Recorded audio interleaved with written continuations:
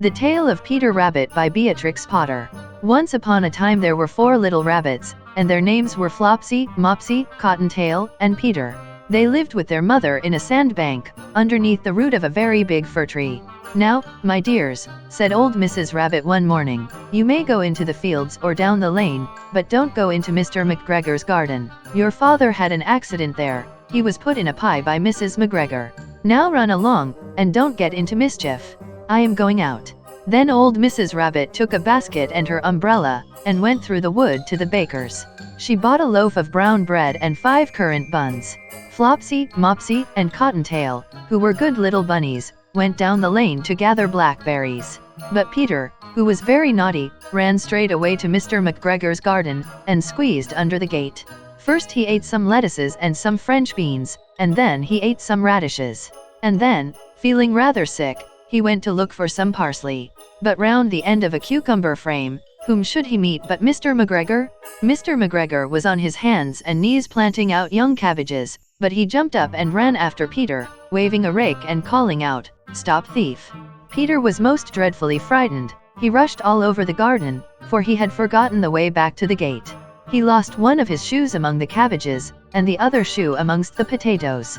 After losing them, he ran on 4 legs and went faster, so that I think he might have got away altogether if he had not unfortunately run into a gooseberry net, and got caught by the large buttons on his jacket.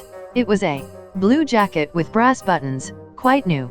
Peter gave himself up for lost, and shed big tears, but his sobs were overheard by some friendly sparrows, who flew to him in great excitement, and implored him to exert himself. Mr. McGregor came up with a sieve, which he intended to pop upon the top of Peter, but Peter wriggled out just in time, leaving his jacket behind him, and rushed into the tool shed, and jumped into a can. It would have been a beautiful thing to hide in, if it had not had so much water in it. Mr. McGregor was quite sure that Peter was somewhere in the tool shed, perhaps hidden underneath a flower pot. He began to turn them over carefully, looking under each. Presently Peter sneezed curtisque. Mr. McGregor was after him in no time, and tried to put his foot upon Peter, who jumped out of a window, upsetting 3 plants.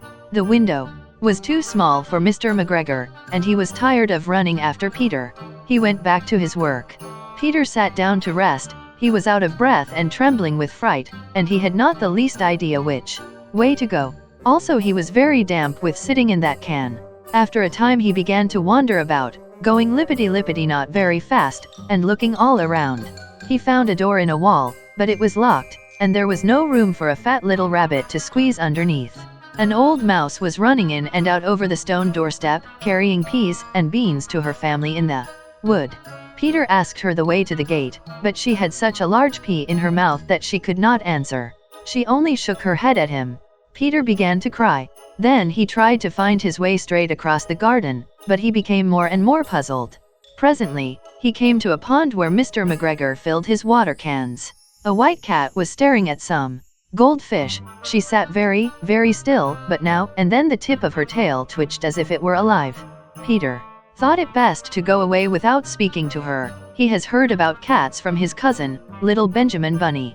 He went back towards the tool shed, but suddenly, quite close to him, he heard the noise of a rich, scratch, scratch, scritch. Peter scuttered underneath the bushes. But presently, as nothing happened, he came out, and climbed upon a wheelbarrow, and peeped over. The first thing he saw was Mr. McGregor, hoeing onions. His back was turned towards Peter, and beyond him was the gate. Peter got down very quietly off the wheelbarrow, and started running as fast as he could go, along a straight walk behind some blackcurrant bushes. Mr. McGregor caught sight of him at the corner, but Peter did not care. He slipped underneath the gate, and was safe at last in the wood outside the garden.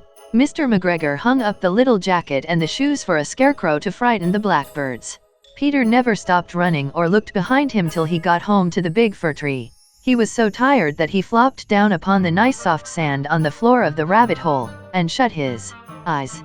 His mother was busy cooking. She wondered what he had done with his clothes. It was the second little jacket and pair of shoes that Peter had lost in a fortnight.